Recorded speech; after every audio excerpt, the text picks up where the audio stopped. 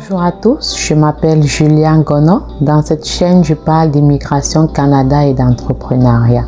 Dans cette nouvelle vidéo, qui est la toute première d'ailleurs, je vais te parler de 5 choses à savoir pour immigrer au Canada. Donc, si tu es nouveau dans cette chaîne, n'oublie pas de t'abonner, de liker et de laisser un commentaire car j'y répondrai personnellement.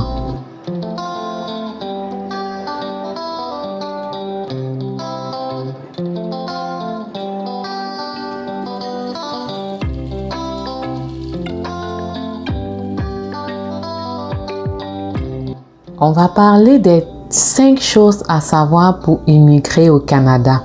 La première chose à savoir pour immigrer au Canada, c'est qu'il faut bien faire le choix de la province où tu vas vivre.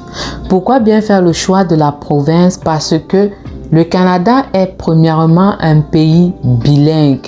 Donc, les deux langues officiellement reconnues sont le français et l'anglais. Dépendamment de tes compétences linguistiques, si tu parles le français ou tu parles anglais, tu peux faire le choix de la province. Il y a des provinces où on parle juste français, des provinces où on parle juste anglais et des provinces même où on parle les deux langues. C'est à toi de faire le choix selon tes compétences linguistiques. En ce qui concerne la province également, il faut savoir que il existe au Canada des grandes et des petites provinces. Donc, dépendamment de ton budget, de ce que tu as ou de ce que tu as prévu pour immigrer, venir vivre au Canada, tu devrais bien faire le choix. En ce qui concerne le budget également, il faut noter que si tu n'as pas les fonds suffisants pour vivre au Canada, tu te retrouveras refusé ta demande d'immigration, ta demande sera refusée. Pourquoi? Parce que tu n'as pas les fonds qu'il faut pour venir vivre au Canada. Pas seulement au Canada.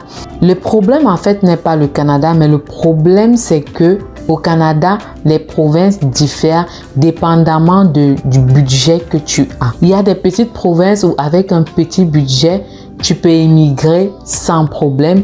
Puis il y a des grandes provinces où il te faut encore plus d'argent pour y vivre. C'est tout simplement la raison pour laquelle il faut bien faire le choix de la province. La deuxième chose qu'il faut savoir avant d'immigrer au Canada, c'est qu'il existe différents programmes d'immigration. Et ces programmes diffèrent des documents que tu dois fournir. Ça diffère de la procédure.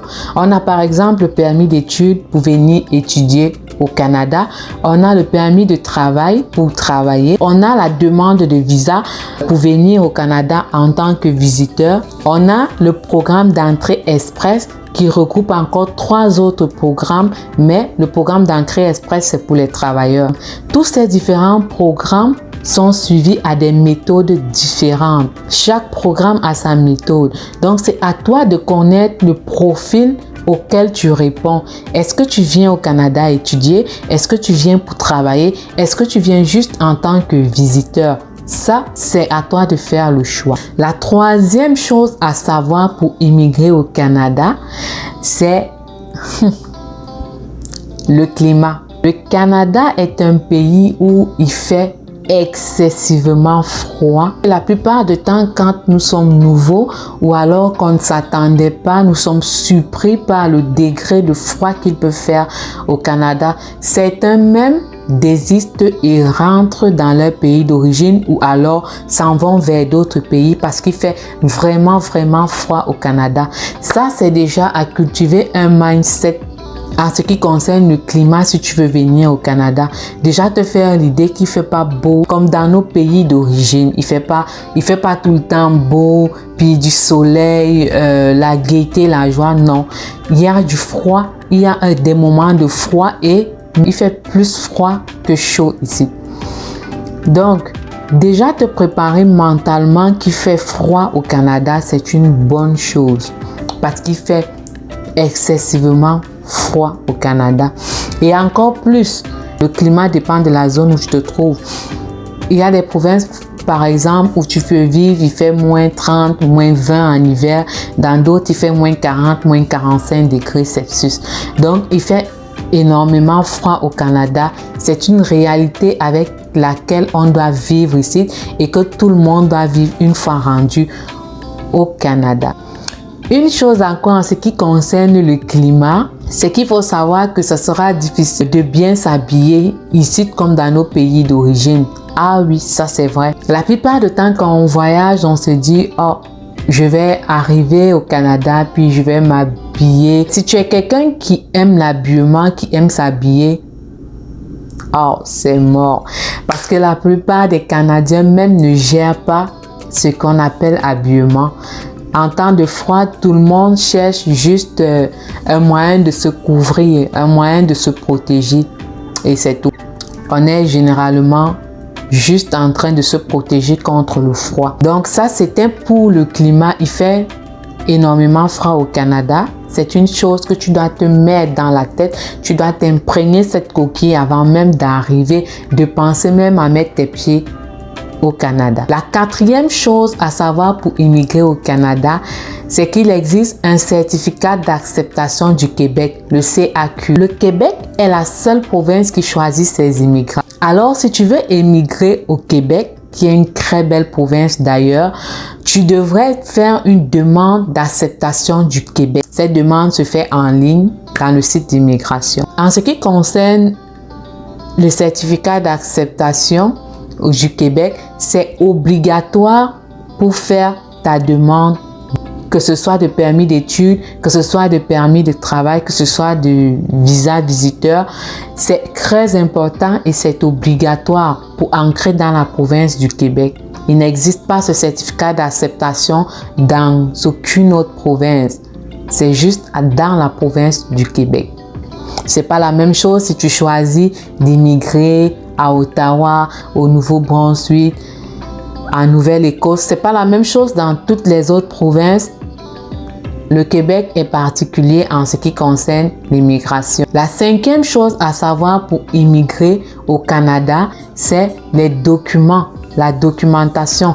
Les documents que tu vas fournir à l'immigration.